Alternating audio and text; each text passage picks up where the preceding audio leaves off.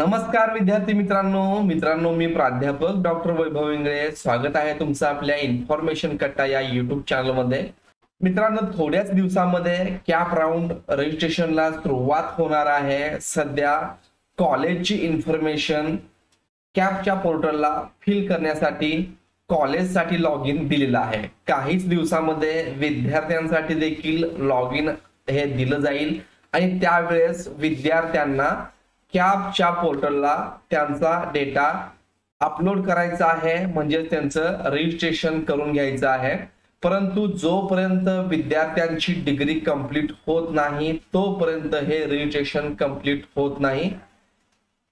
Cap round साठी registration करायचं असेल तर डिग्री कंप्लीट असणं गरजेचं आहे। आता बऱ्याचशा विद्यार्थी मित्रांच्या कमेंट्स मध्ये मला प्रश्न आहेत की सर आमचा आणखी आम्ही फायनल इयरला आहोत, आम्ही जस्ट एक्झाम दिलेली आहे, तर आम्हाला कॅप राऊंड मध्ये पार्टिसिपेट करता येईल का? तर विद्यार्थी मित्रांनो, अशा विद्यार्थ्यांना पार्टिसिपेट एकतर करता येणार नाही जोपर्यंत त्यांची डिग्री कंप्लीट होत नाही। परंतु दुसऱ्या बाजूला मी सांगितलं होतं की आणखीन कॅप रजिस्ट्रेशन सुरू झालेलं नाहीये। कॅप रजिस्ट्रेशन सुरू व्हायला आणखीन वेळ आहे आणि रजिस्ट्रेशन सुरू झाल्यानंतर तुम्हाला जवळपास 1 महिन्यापर्यंत कालावधी दिला जातो। म्हणजे समजा 1 जूनला जर रजिस्ट्रेशन सुरू झालं तर ते जवळपास 1 जुलै पर्यंत किंवा 30 जून पर्यंत हे चालणार आहे आणि 30 जून पर्यंत तुमचा रिझल्ट लागू शकतो। अगदी शेवटच्या दिवसामध्ये देखील तुम्ही तुमचं रजिस्ट्रेशन हे कंप्लीट करू शकता। त्यामुळे विद्यार्थ्यांना घाबरून जायची गरज नाहीये। पण इन केस एखाद्या विद्यापीठाचा रिझल्ट जर उशिरा लागला तर मात्र अशा विद्यार्थ्यांना कॅप राऊंड साठी रजिस्ट्रेशन करता येणार नाही। पाठीमागच्या वर्षीचा जर अनुभव घेतला तर हे कॅप रजिस्ट्रेशन साठी 1 ते 2 वेळा एक्सटेन्शन दिलं होतं, कारण कोविडचा कालावधी होता आणि फायनल इयरचा रिझल्ट बऱ्याचशा विद्यापीठांचा लागलेला नव्हता। अगदी पुणे विद्यापीठाचा देखील रिझल्ट लागला नव्हता। तर कुलगुरूंनी पुणे विद्यापीठाचे जे परीक्षा नियंत्रक आहेत त्यांना विचारपूस केली होती, त्यांना दम भरला होता की लवकरात लवकर तुमचं रिझल्ट लावणं तुमचं काम आहे।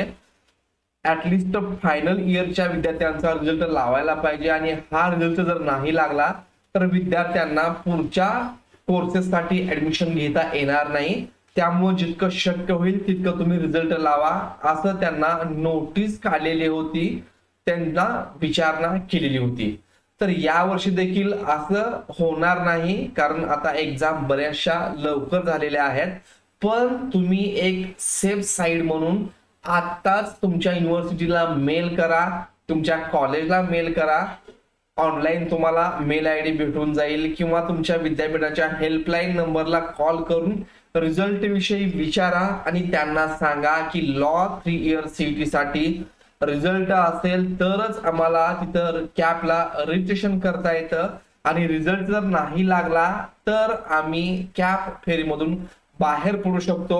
त्यामुळे 3rd इयरचा म्हणजेच पीजी असेल किंवा यूजी असेल, डिग्री किंवा पोस्ट ग्रॅज्युएशन दोन्ही फायनल इयरचा रिझल्ट तुम्ही लवकरात लवकर लावा। जर उशिरा लावला आणि आम्हाला जर कॅपला रजिस्ट्रेशन करता नाही आलं तर सर्वस्वी जबाबदारी विद्यापीठाची असेल असं तुम्ही त्यांना सांगू शकता। आणि तुम्हाला याविषयी काही प्रश्न असतील तर या ठिकाणी हेल्पलाईन नंबर आहे, हा तुम्हाला दिसत असेल, मी थोडासा झूम करतोय।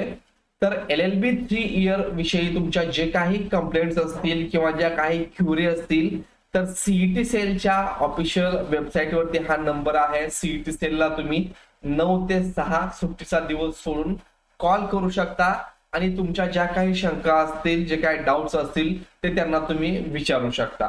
तर मित्रांनो, व्हिडिओ नक्कीच आवडला असेल, व्हिडिओ आवडला असेल तर तुमच्या मित्रांना शेअर करा, चॅनलला नवीन आला असाल तर सबस्क्राईब करा। धन्यवाद।